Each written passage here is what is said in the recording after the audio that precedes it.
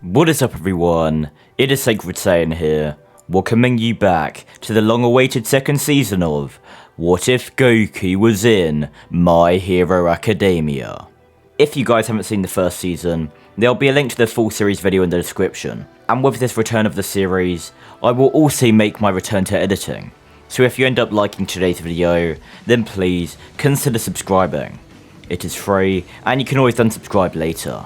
There's a link in the description of the video to join my Discord server, and also to become a channel member if you want to support the channel.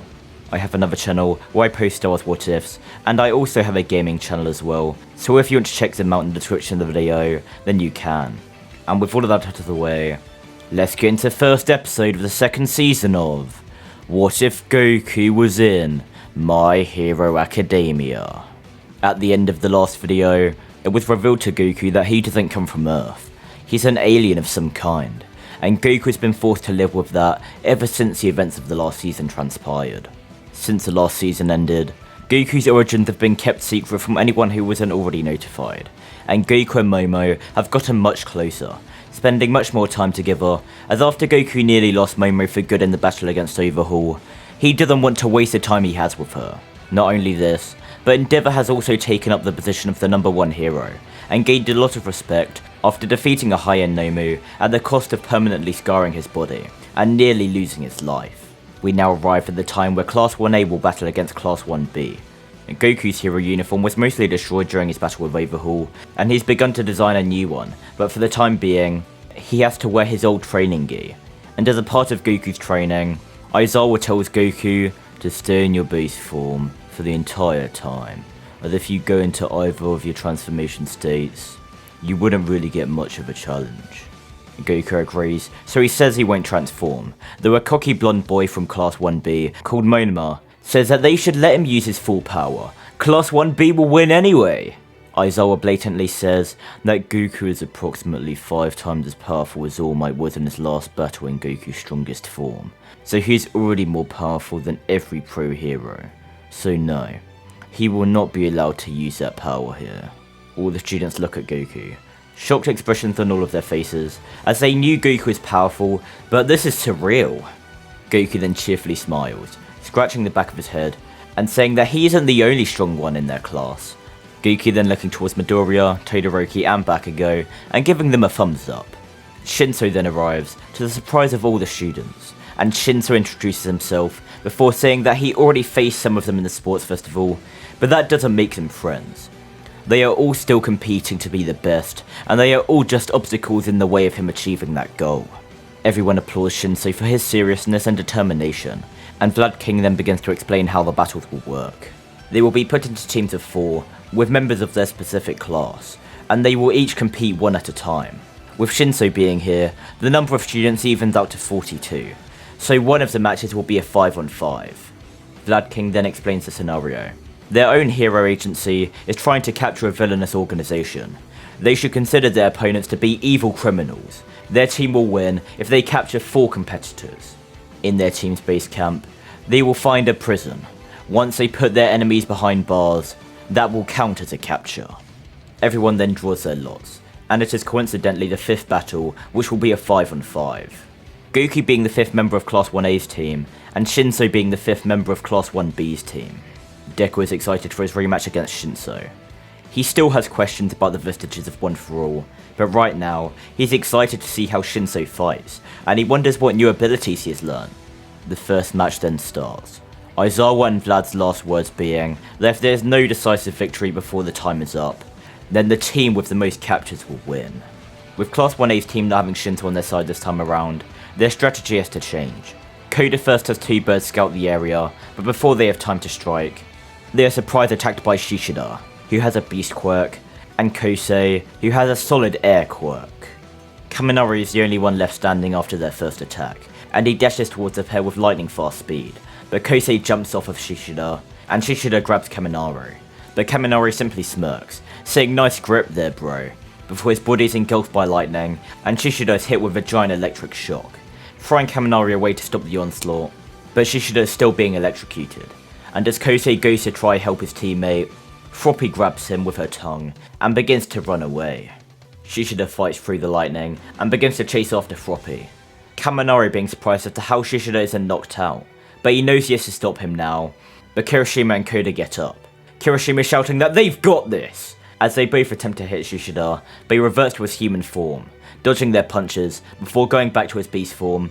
But before he grabs the pair, Kaminari dashes over to them, pushing them both out of the way, and Shishida grabs him, but not wanting a second round of electric shock. He quickly throws Kaminari before he gets a chance to do anything, and he is sent flying in the direction of Ibara.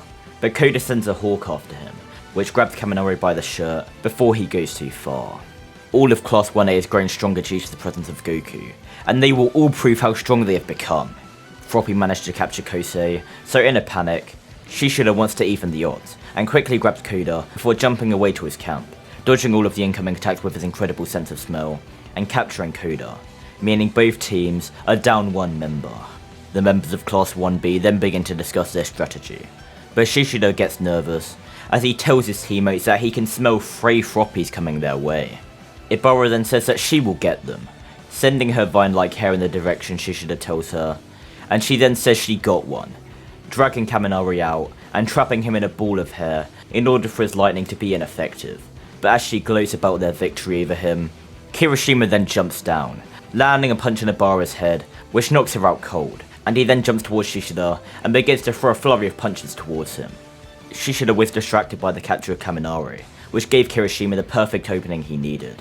Rin is then about to run over to Ibara, but Froppy grabs the unconscious body of Ibara and quickly begins to jump around with her unconscious body, and as Rin is about to fire multiple attacks at her, the freed Kaminari hits him with one of his discs and fires a large electric shock straight at him, knocking him out as well.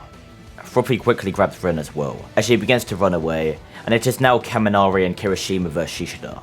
Kirishima is keeping Shishida at bay, while Kaminari runs around the giant beast and shoots every disc he has at him, before Kirishima jumps back and Kaminari hits the beast with a giant electric shock. Kirishima then running up to the shocked Shishida, and with a powerful uppercut, the beast is finally put down. And after they take him to their team's prison, Class 1A wins the first round, with only one of their members being captured. All the other matches remain relatively the same, until the 5th match, which with Goku there will be a significant difference. Goku knows he will be their enemy's main target as the strongest on their team, so using Midoriya's strategy, he separates himself from them, and Midoriya does the same by going in a separate direction. And then, Goku begins to try out something he has been practicing. Goku closes his eyes, and he begins to sense where everyone is. Goku has been trying to find more ways to use his energy abilities, and he discovered he could sense other people with it. So with him doing this, he senses where all of the enemies are, but as he is about to fly towards one of them, Goku's eyes widen as he sees giant black and blue tendrils in the sky. Goku begins to fly towards the origin point of the tendrils, as he sees Uraraka holding onto Midoriya as they are in the sky, and more tendrils come out of Midoriya, destroying the surrounding area as they form. Shinto then uses his quirk on Midoriya at the request of Uraraka, stopping the onslaught, and Midoriya sees a man in the Vestige world, who tells him he is going to need to work even harder to control the new abilities he will unleash. The quirks of every previous One For All user are inside of him now, and he will have to control them all. The one he just displayed was his quirk, Black Whip, and One For All responds to his emotions, so if he doesn't control them, then they will control him. Midoriya then wakes up as Uraraka slaps him, and as they land on the ground, Midoriya apologizes profusely, and as he is about to walk towards Uraraka, Monoma rushes to attack Midoriya from the behind, but Goku gets in the way and simply chops him on the neck, knocking him out. Goku then throws Midoriya up to Shinso in order for them to have their one-on-one fight, while Goku along with the rest of the team fight the other 3 members of Class 1B. Deku and Shinso's fight plays out just like normal, and obviously with Goku helping the rest of their team, it is a complete breeze for winning the match. With this, like in canon, Class 1A are the victors of the class clash. And I think this is a good place for us to end off this part. Hopefully you guys enjoyed this video, and if you did, then make sure to like, comment, and please do subscribe. It is quick and easy to do.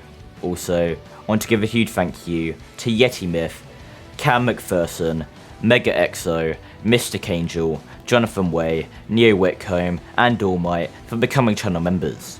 If you want to be shouted out at the end of the video, and get other perks like the channel members here, then there is a link in the description down below to become a channel member. It greatly supports me, and it helps me immensely. With all of that out of the way, Hope to see you all in the next episode of What If Goku Was in My Hero Academia.